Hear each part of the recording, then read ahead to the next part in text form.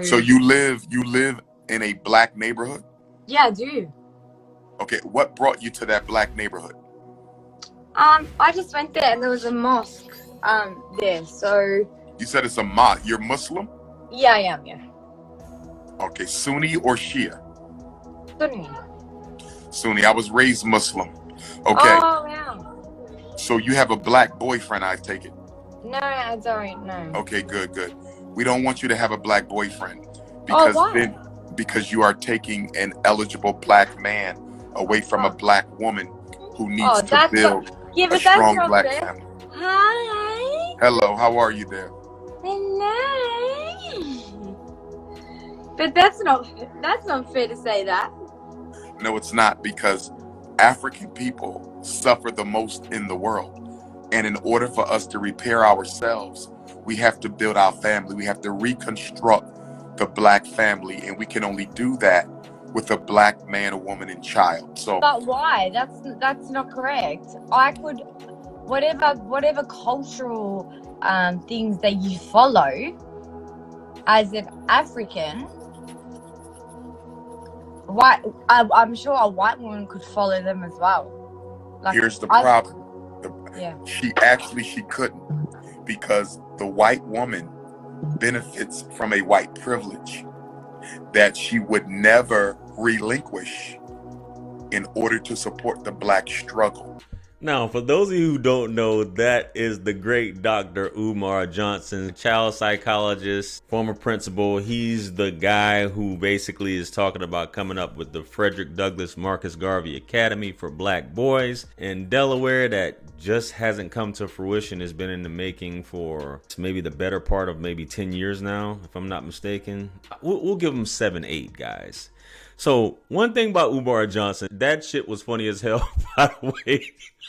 How he said that, he's dead ass serious. Umar Johnson, like I said, for those of you guys who don't know, I've been following him for some time. Very good talking points, very articulate brother, good orator or orator, however you want to pronounce it.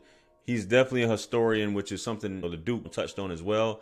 As far as a facilitator and making things happen, not so much. He has good talking points, definitely some things that would benefit the black community. And I understand, I see where he's coming from, and he has maintained this staunch perspective and opinion on black people exclusively dating, procreating, marrying other black people. And one of the talking points that he says, which isn't really talked about a lot, is that a lot of other races and people of other cultures as well, but let's just talk about race. A lot of other races of people, it's taught in the household. This is saying this is something you will do. You are not really allowed to marry outside of your own people. Black people, not so much. And this is what he's saying, and I believe he also alludes to Frederick Douglass, who's his ancestor. I know he goes into talking about how Frederick Douglass married a white woman, and all his wealth or whatever he had went to the white woman's family at the end of the day.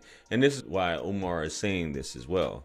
But Umar has also been in the headlines recently in terms of his talking points are a lot of times geared towards the black queens, basically saying the black woman, the reason why she is the way she is because of the black man. And we're going to get into this clip right now and let you guys hear this controversial thing, which these guys on the Daily Wrap-Up crew, they weren't really challenging him, or maybe he wasn't giving them a chance to speak. But let's get into it. Let's go. I want to say this to us, though, because we try to act like the way sisters treat us doesn't have a history that we are not at least partly responsible for. Let's be honest. The black woman has had to hold down the black house by herself, although imperfectly.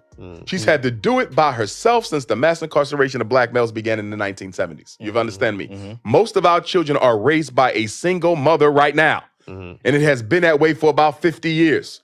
So when a sister says, I don't need a man, because she couldn't find one strong enough to hold her down. Or when you meet a woman and you say, sister, I'm strong enough to be your man. You ain't got to work, or you ain't got to pay the bills or whatever. Pull back. I got you. And she can't do it because all the other men before you who disappointed her.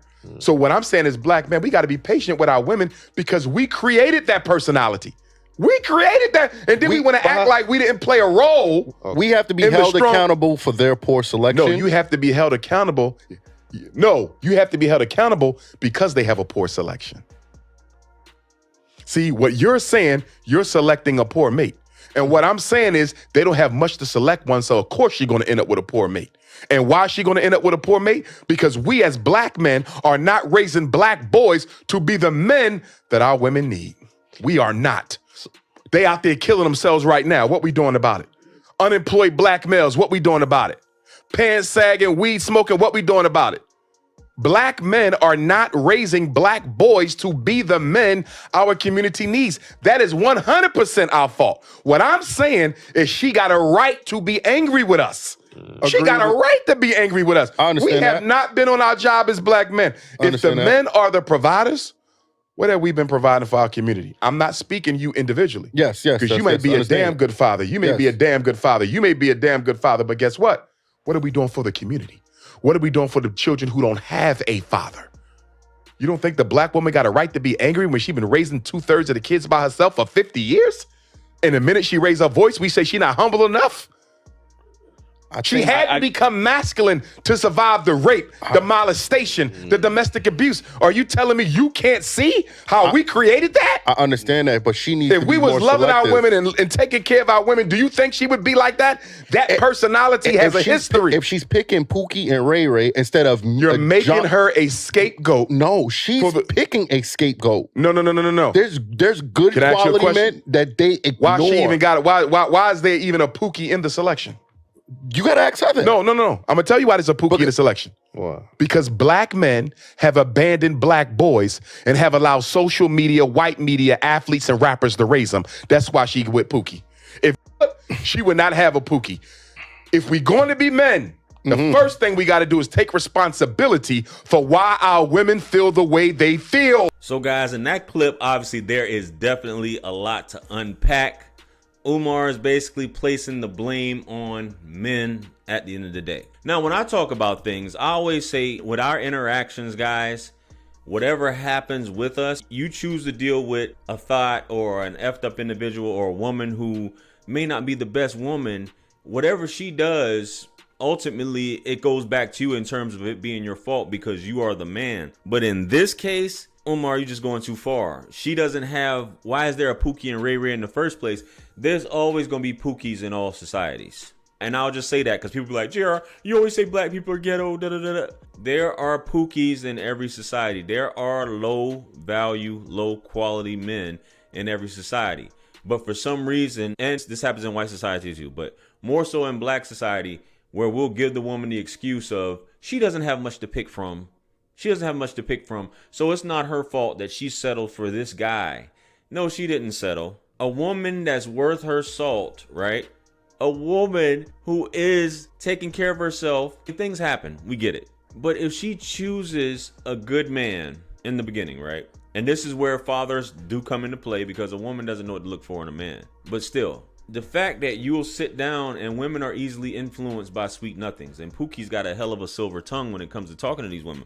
But Umar was like, for the past 50 years, she has had to become masculine and she'll open her legs for a Pookie because she doesn't know. She brings it on herself. There are no quality men out there. There's always been hardworking black men. The majority of black men are not thugs and gangsters, regardless of what we like to think that they are.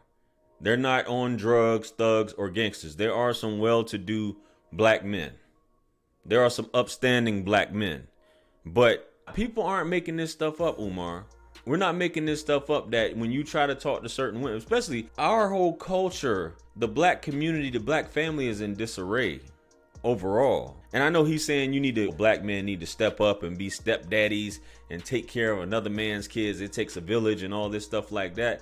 All you doing is getting disrespected in the process. Even as a stepfather, a lot of times you get disrespected. You having to clean up another man's mess. And even sometimes the woman may not even be grateful because she doesn't really want to be with you. She wants to be with this other guy. Why is there a Pookie and Ray Ray? Because there is. It's a perpetuating cycle. A man doesn't have that same grace.